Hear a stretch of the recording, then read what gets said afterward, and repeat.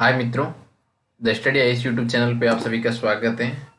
अभी हम एनवायरनमेंट से संबंधित कुछ महत्वपूर्ण क्वेश्चन करने जा रहे हैं, जो आपके आगामी एग्जाम की दृष्टि से इम्पोर्टेंट क्वेश्चन है, वो करने जा रहे हैं अपने स्टडी क्यूज में। इसमें पहला क्वेश्चन ये कह रहा है, भारत में मगरमच्छ संरक्षण के संदर्भ में निम्नलिखित कथनों पर विचार कीजिए। उपरोक्त कथनों में से कौन सा कथन सही है? आपको मगरमच्छ संरक्षण के संबंध में जो भी परियोजनाएं या उनकी स्थिति दे रखी है, उस संबंध में सही कथन बताना है। पहला ये कह रहा है, भारत में मगरमच्छ परियोजना की शुरुआत वर्ष 1975 में की गई थी। आपको बताना है कथन सत्य है या असत्य। दूसरा कह रहा है, मगरमच्छ स्टेशनों के प्रबंधकों को प्रशिक्षित करने हेतु 1980 में दिल्ली में मगरमच्छ प्रजनन एवं प्रबंधन प्रशिक्षण संस्थान की स्थापना की। आपको बताना है जो प्रशिक्षण संस्थान है, क्या वो दिल्ली में स्थापित किया या नहीं किया, आपको ये बताना है। तीसरा कथन ये कह रहा है, वर्तमान में घड़ियाल को अंतर्राष्ट्रीय प्रकृति संरक्षण संघ IUCN की लाल सूची में संकटापन्न प्रजाति के रूप में सूचीबद्ध किया है। आपको बताना है कि रेड लिस्ट में ये संकटापन्न प्रजाति है या नहीं है। तो मित्रों, आपको एक दृष्टया ये बहुत कठिन सवाल लगेगा, लेकिन सही ढंग से आप एलिमिनेशन मेथड से करोगे तो बहुत आसान सवाल है। क्योंकि आपने अगर मगरमच्छ प्रजातियों के संदर्भ में अध्ययन किया होगा तो घड़ियाल की IUCN की रेड लिस्ट में स्टेटस देखा होगा, तो आपको पता होगा वो संकटापन्न ना होकर क्रिटिकल इंडेंजर्ड है। ये इंडेंजर्ड का कह रहा है। इस दृष्टि से देखें तो हमारा तीसरा कथन गलत हो गया। अगर आपको ये भी पता होगा, क्योंकि ये पहले भी UPSC में आ रखा क्वेश्चन घड़ियाल के संबंध में, तो आपको अगर ये भी पता होगा तो आप एलिमिनेशन मेथड से देखोगे तो हमारा A कैंसिल हो गया, B भी कैंसिल हो गया क्योंकि 3 आ रहा है, और D भी हमारा कैंसिल हो गया। तो पीछे हमारा ऑप्शन केवल और केवल A ही बचता है। इस दृष्टि से देखें तो हमारा इसका सही आंसर C ऑप्शन ही होगा, केवल और केवल A। तो इस दृष्टि से ये जो पहला कह रहा है 1975 में मगरमच्छ परियोजना की शुरुआत की गई थी, मित्रों ये हमारा कथन सही है। क्योंकि 1970 और 71 के आसपास इसका शिकार इतना बढ़ गया था, इस कारण से जो अपने UNDP ने इस परियोजना को शुरू किया गया था, उनके सहयोग से शुरू किया गया था। इस दृष्टि से हमारा पहला कथन सत्य हो गया। और जो ये प्रशिक्षण के लिए जो केंद्र स्थापित किया, ये दिल्ली में स्थापित ना होकर मित्रों बता देता हूँ मद्रास में स्थापित किया गया था।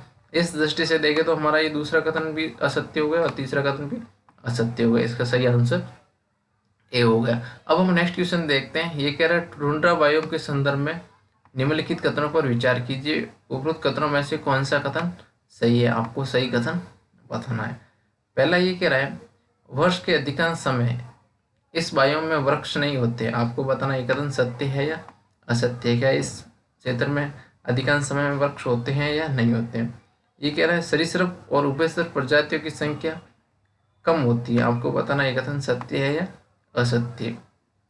तीसरा कथन ये कह रहा है, अधिकांश पशुओं में मोटी उपचर्म और बाह्य तवसीय रोम या फर होते हैं। आपको बताना ये कथन सत्य है या असत्य।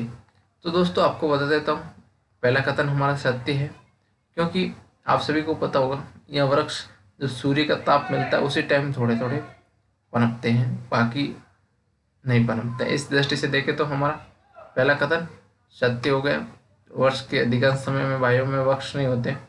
और जो दूसरा कह रहा है सरीसृप की संख्या कम होती है, ये भी हमारा कथन सत्य है। दोस्तों आप सभी को पता होगा जो सरीसृप वगैरह होते हैं ये रैंक के चलते हैं, उभयचर वगैरह, तो वह बर्फीले क्षेत्र होने के कारण इनकी संख्या वो अनुकूलित नहीं होती है। इस दृष्टि से इनकी संख्या कम होती है। तो हमारा दूसरा कथन भी सत्य हो गया। और साथ में अपनी ऊर्जा को संरक्षण करने के उद्देश्य से ये क्या कहते हैं, इनकी शर्म होती है ना, संबड़ी, वो थोड़ी बड़ी होती है। जो अंग होते हैं जैसे कान वगैरह वो इनके छोटे होते हैं। आपको ध्यान रखना, जो भी वहाँ पशु होते हैं ना उनके छोटे होते हैं। इस दृष्टि से हमारा तीसरा कथन भी सत्य हो गया। तो तीनों सही हो गए। आपको सही कथन ही पूछा तो इसका सही आंसर मित्रों बी हो गया। 1 और 2 3, दूसरे का ऑप्शन बी सही हो गया। अब हमारा तीसरा क्वेश्चन ये कह रहा है, इकोटोन के संदर्भ में निम्नलिखित कथनों में से कौन सा सही नहीं है? आपको इकोटोन के संदर्भ में सही नहीं कथन बताना। इसमें 3 कथन सही है और 1 कथन गलत है। पहला ये कह रहा है, ये वह क्षेत्र है जो 2 समुदाय मिलते हैं और एकीकृत होते हैं। आपको बताना ये कथन सत्य है या असत्य। दूसरा ये कह रहा है, वह घास मैदान समुद्री और स्थलीय पारितंत्र के बीच एक इकोटोन है। घास का मैदान कह रहा है कि समुद्री और जो अपना स्थल भाग है उसके मध्य का क्षेत्र है, वो क्या इकोटोन घास का मैदान है या नहीं, आपको बताना है। तीसरा कथन ये कह रहा है, सी ऑप्शन हमारा, इकोटोन की उत्पादकता किसी व्यक्तिक प्राकृतिक पारितंत्र की तुलना में कहीं अधिक होती है। आपको बताना है इसकी उत्पादकता अधिक होती है या नहीं होती है। और डी ऑप्शन कह रहा है, इस क्षेत्र में आबादी और सामुदायिक संरचनाओं में परिवर्तन देखा जा सकता है। आपको बताना ये कथन सत्य है या असत्य। तो मित्रों, आपको इकोटोन के बारे में बता देता हूँ। ये दो पारितंत्र होते हैं, उनके मध्य का संक्रमण क्षेत्र होता है। जैसे एक समुद्र है और एक स्थल भाग है, उसके बीच में जो अपना तटीय भाग होता है वो एक संक्रमण क्षेत्र है, जहाँ पर मैंग्रोव होते हैं, वो संक्रमण क्षेत्र है। जिस दृष्टि से देखें तो इस क्षेत्र में दो समुदाय मिलते हैं, एक तो मान लिया समुद्री क्षेत्र का समुदाय और एक तटीय क्षेत्र का समुदाय, स्थलीय भाग का समुदाय।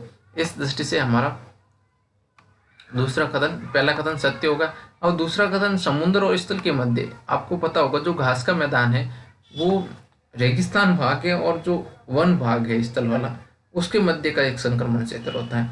इस दृष्टि से देखें तो हमारा ऑप्शन 2 गलत हो गया, बी गलत हो गया, आपको गलत ही पूछा, तो हमारा सही आंसर तो यही होगा ऑप्शन बी, क्योंकि ये जो घास का मैदान कह रहा है ये रेगिस्तान और अपना वन पारितंत्र है उनके मध्य का क्षेत्र है। इस दृष्टि से इसका सही आंसर ये हो गया, और ये तो हमारा ऑटोमेटिक सही हो गया। इकोटोन की उत्पादकता अधिक होती है और इसमें जो आबादी में संरचनाओं में जो परिवर्तन देखा जाता है ये भी हमारा कथन सत्य है। इस दृष्टि से इसका सही आंसर बी हो गया। अब हम नेक्स्ट क्वेश्चन की तरफ देखते हैं। नेक्स्ट क्वेश्चन ये कह रहा, निम्नलिखित भारतीय रामसर स्थलों में से कौन सा मानव निर्मित आर्द्रभूमि है। आपको बताना है जो रामसर स्थल घोषित किए गए हैं इसमें मानव निर्मित कौन से हैं, तीनों में से आपको सही बताना है। पहला कह रही है फोंग बांध झील, नांदूर, मदमेश्वर और थोल झील। आपको बताना है इसमें कौन सा कथन सत्य है। तो दोस्तों बता दें तो जो पोंग बांध है ये हिमाचल प्रदेश में है। इस दृष्टि से तो बांध से आपको थोड़ा कॉमन सेंस होसोगे तो भी हमारा एक कथन सही हो जाता है, क्योंकि ये मानव निर्मित है। इस दृष्टि से हमारा एक कथन सत्य हो गया। दूसरा ये कह रहा नंदूर, ये कावेरी नदी के तट, अपनी गोदावरी नदी के तट पर महाराष्ट्र में अवस्थित है। इस दृष्टि से हमारा ये दूसरा भी सत्य हो गया। और थोल है, ये झील है, ये गुजरात में अवस्थित है, ये भी मानव निर्मित है।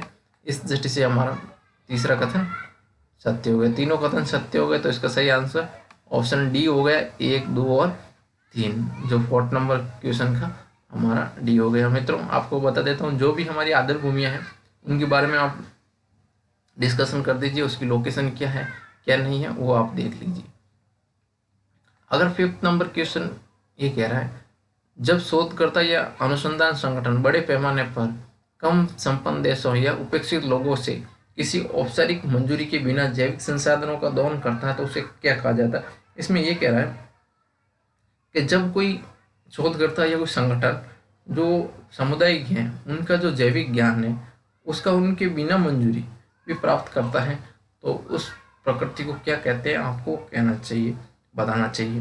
बायो पेंटेटिंग्स, बायो प्रोस्पेटिंग्स, बायो पायरेसी, या इनमें से कोई नहीं। तो मित्रों आपको बता देता हूँ इसका सही आंसर बायो पायरेसी है। अगर किसी समुदाय या जैविक उत्पाद है, समुदाय की बिना परमिशन या सरकार की बिना परमिशन से कोई संस्था उपयोग लेती है, उसका उपयोग करती है, तो उसे बायो पायरेसी कहा जाता है।